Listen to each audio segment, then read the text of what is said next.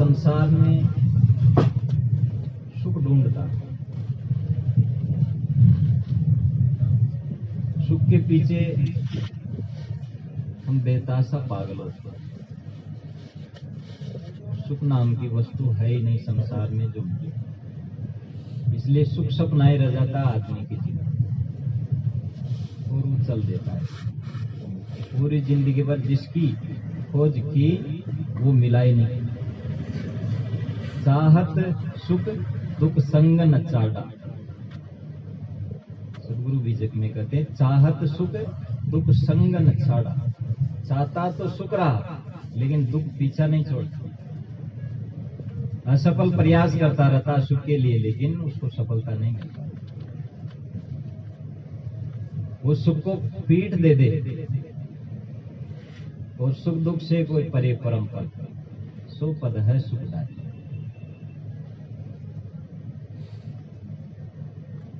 चाहना जब तक करेगा तब तक उसको कुछ भी हाथ नहीं मिलेगा। चाह त्यागी बादशाह था, इसलिए सदगुरु ने कहा है चाह गई चिंता मिटी मनवा बेपरवाह, जिनको कुछ नहीं चाहिए सोई स्वयं साथ। चाहना के दौर में आदमी बहुत कुछ बनना चाहता है, लेकिन वो अपने को पूरा खो देता है। बहुत कुछ कमाने के फेर में हमने खुद को गंवा बैठा। बाहर से कमाने के लिए, कुछ इकट्ठा करने के लिए, बनने के लिए, बड़ा बनने के लिए आदमी खाली रह जाता है। संतों ने कहा शील बड़ो सुमरण बड़ो, दया बड़ी बलवंत, जगन्नाथ रहनी बड़ी ताका नाम महंत। कौन महंत है, कौन महान है? जिसके पास शील है, सुमरण है। शील बड़ो सुमरण बड़ो, दया बड़ी बलवंत, जगन्नाथ रहनी बड़ी, रहनी सर्वोत्तम। सदगुरु ने कहा हम रहने के साथी। रहने का मतलब होता है कि वो स्वभाव में ही ढल जाती है, करनी भी नहीं रहती, करनी में भी मेहनत होती है और रहनी स्वाभाविक हो जाती है। जिस शराबी के लिए शराब पीना उसकी रहनी हो जाती है। गाली निकालने वाले के लिए गाली निकलना उसके लिए रहनी हो जाती है। मीठा बोलने वाले के लिए मिठास उसके लिए रहनी हो जाती है। दूसरों को सम्मान देने वाले के लिए उसके लिए सम्मान देना उसकी रहनी हो जाती है। अहंकार करने वाले के लिए अहंकार उसके लिए रहनी हो जाती है। वो उसको मारता रहता है। बड़ा बनना गुरु बनना, सरल विद्वान भी होना, मगर मन की कुचाले जो न जल्दी जीत जाते। बाहर से जितना भी बनेंगे अपना को खोते जाएंगे, इसलिए अंदर में मजबूत बने। अहंकारी हमको हमारे पास नहीं रहने देता, शांत नहीं रहने देता। परिवार में दुखी करने का कारण भी अहंकारी होगा। जितना अहंकारी होगा उतना दुखी रहेगा, उसको चोट लगती रहेगी। ये अहंकार एक फोड़े की तरह, तो वहीं लगेगी जाके, वही ठनठनाता। अब जिसके अहंकार नहीं उसकी लगती नहीं। संत लाओजी ने कहा संत के मर्मस्थल नहीं होते जो उसको कोई घाव दे सके, पीड़ा दे सके। मर्मस्थल यही अहंकार है। अहंकार इतना मर्मस्थल है कि तुरंत इसके हवा से परेशान हो जाता है। जीव का सबसे बड़ा दुश्मन यही है अहंकार। इसलिए सदगुरु आदेश देते हैं आपा तजे हरि भजे, नक्षिक तजे विकार, सब जीवन से निर्वैर रहे, साधु मता है सार। इस अहंकार को छोड़ दो, फेंक दो। ये अहंकार ही हमको नीचा दिखाता है। एक ऐतिहासिक घटना है, जैन मत में ऋषभ देव जी महाराज, वो राजा थे। राजपाट से उठ करके उन्होंने संन्यास लिया। कहा जाता उनके 100 पुत्र। सभी को बुलाया, बराबर बराबर राज्य बांट दिया 100।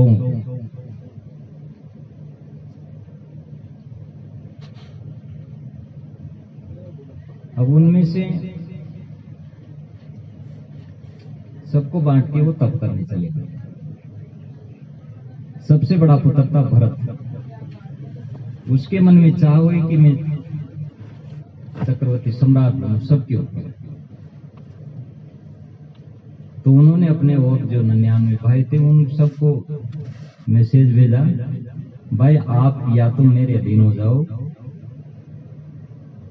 या फिर युद्ध करो।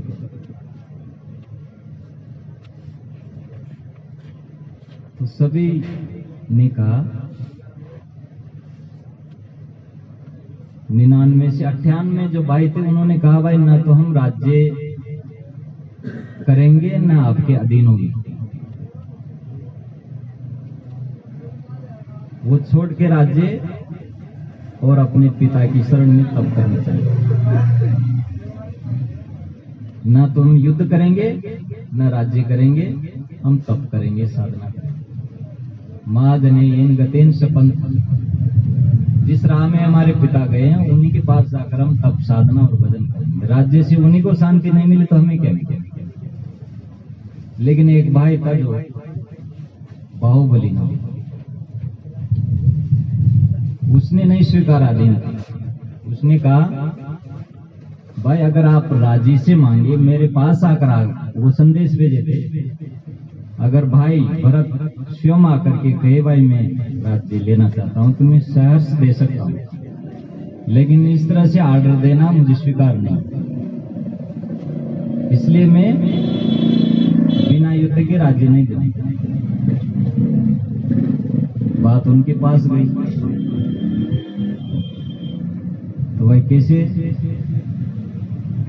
युद्ध करें। तो उन्होंने कहा कि मल्ल युद्ध किया जाए, आपस में मारकाट करना, सेना को लड़ाना ठीक नहीं। हम ही दोनों आपस में लड़ाई आपसे हमारी है, सेना का क्या मतलब, हम दोनों ही युद्ध कर लेंगे।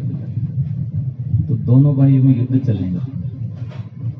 अब युद्ध चला तो युद्ध में पहले सत्यवाय नीति का सहारा लिया जाएगा, अनीति पूर्वक नहीं युद्ध करेंगे। जो इसके नियम कानून है मल्ल युद्ध के, उसका पालन किया जाएगा।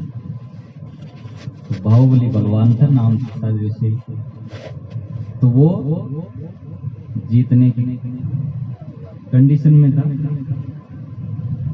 तो भरत ने अनीति का सहारा लिया। जो भरत अनीति का सहारा लिया तो बाहुबली को बहुत ग्लानि हुई कि राज्य, तुच्छ राज्य के लिए अनीति का सहारा ले रहे हैं। तो उन्होंने छोड़ दिया राज्य और वो उदास हो गए कि ऐसे अनीति पूर्वक राज्य करके, छल कपट करके राज्य किया तो क्या किया, चलो आप ही करो इस राज्य। वो चले गए, छोड़ के वो भी जाने लगे। तो वो सोची कहाँ जाऊं तब करने, तो पिता के पास जाऊंगा तो मेरे भाई है 98, वो सब मेरे से छोटे हैं, लेकिन वो साधु बन गए तो अब वो मेरे से बड़े हो गए। पहले साधु मार्ग में, त्याग मार्ग में ये मान्यता थी, जो साधु बनता वो बड़ा होता है पहले, वो चाहे उम्र में छोटा हो। अब मैं उनके पास जाऊंगा, मैं तो बड़ा हूं, उनके पास झुकूंगा तो ये मुझे स्वीकार नहीं। मैं अकेला ही रह के तप करूंगा, तो वो अकेले ही तप करने लगा। अकेले में क्या आता है, जो अपने मन का अहंकार होता है वो दाव मारता है, फूटी आ गया। सत्संग में यही फायदा होता है, सत्संग में हमारे मन की कुप्रवृत्तियां दब जाती है, आसुरी संपदा का नाश होता है, देवी संपदा का उद्घाटन होता है। सत्संग में आने से केवल यही नहीं कि जो वक्ता संत गुरुजन होते उन्हीं से लाभ मिलता है, उनसे तो मिलता ही है, साथ साथ जो सत्संगी लोग हैं उनका भी प्रभाव पड़ता है, और सबसे ज्यादा प्रभाव पड़ता है अपने मन के सुसंस्कारों का, वो भी उसमें उदय होते हैं। एक संत स्वामी रामशंकर जी, उन्होंने कहा कि सत्संग में, ध्यान में तो मन को वश में करना पड़ता है, लेकिन सत्संग में स्वाभाविक ही मन वश होता है। इसलिए सत्संग की भूरी भूरी प्रशंसा सब करते हैं।